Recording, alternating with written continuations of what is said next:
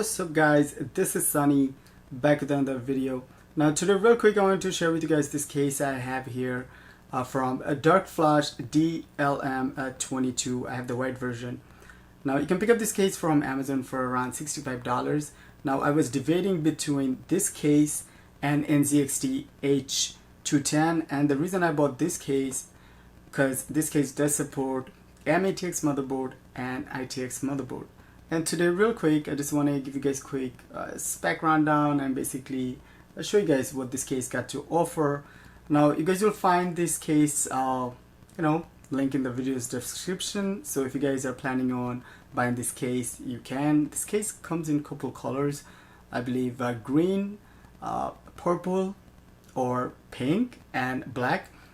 I opted for the white one because I'm planning on building like a black and white gaming / HACKINTOSH build.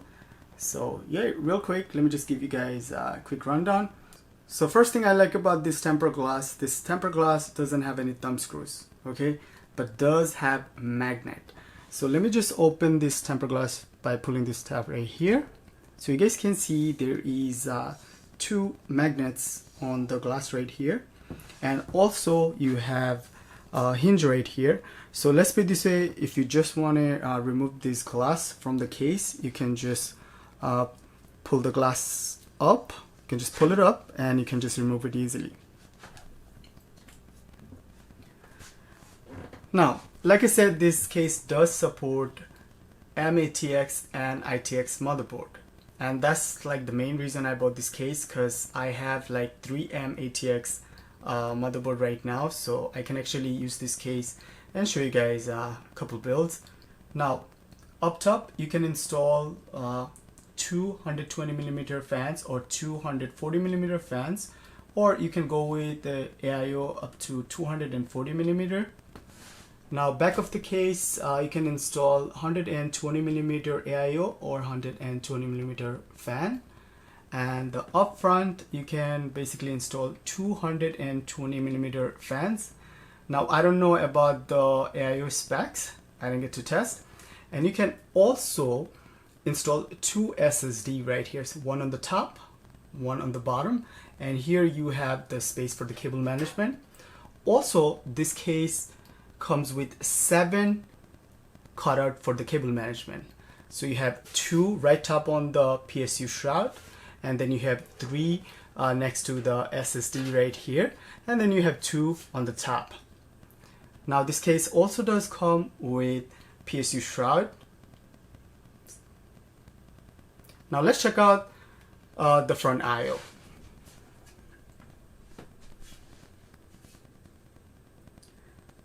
So on the top front IO you will find the power button right here, and then the reset button, it's really small, and then you have single USB 3.0, and then you have 2 USB 2.0. You have your microphone port and your headphone port right here.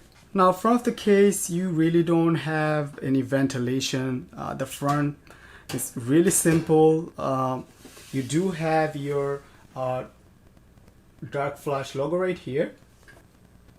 So rear you will find your motherboard IO shield cutout right here. You have your 120mm fan right here, and then this case does come with 4 PCIe slot right here. Now 4 PCIe slot, more than enough for ATX motherboard, and then you have here your PSU cutout. Now you can install PSU from rear. Basically you have to open the back panel and then you have to install the power supply. So let me open these thumb screws real quick. And these thumb screws does come off real easy, so make sure you don't lose these thumb screws, okay? And these are also white. So let me put this here, and we have one more right here. Now one thing I like about this case doesn't have any like sharp edges, so you are not going to cut your finger or anything, so that's really cool. Let me open the back panel real quick. Oops. Now you guys can see the back panel right here. The back panel does have ventilation on the side. I believe this ventilation is for the front fans. Alright, so you guys can see the back. It seems like this case have enough space for the cable management. Almost 2 finger or 1.5 finger. So also bottom right here, you can install 2 hard drive or 1 SSD and 1 hard drive. So this case does support 2 SSD front of the case, and also you have here space for either 1 SSD and 1 hard drive. And here you have enough space for the power supply. Okay. Now let me show you guys bottom of the case real quick. Alright, so here you guys can see this case comes with a plastic feet, and the feet design is slightly different. Okay, does have rubber underneath, and also there is a dust filter under the case for power supply, so that's cool. And I see a thumb screw here, so actually you can maybe remove the hard drive cage right here. Now this case is not all that big. The case height is around 17 inches, the length is around 14 inches, and the width is around 8 inches.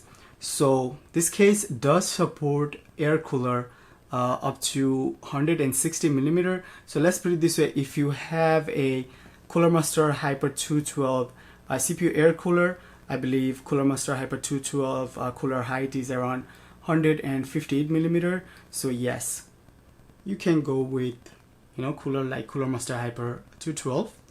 And also this case does support graphics card all the way up to 350 millimeters, so that's like around 13.75 inches. So basically you guys can see my XFX RX 5700 graphics card right here. Now this graphics card is really long. Alright, so you guys can see you can easily fit this card, even if you have like 2 fan installed up front. Alright,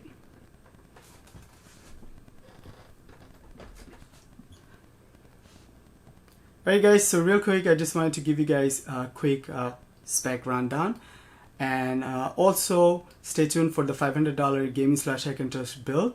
I'll use this case, and let me know what you guys think. Don't forget to subscribe and like this video. See you guys next one. Peace.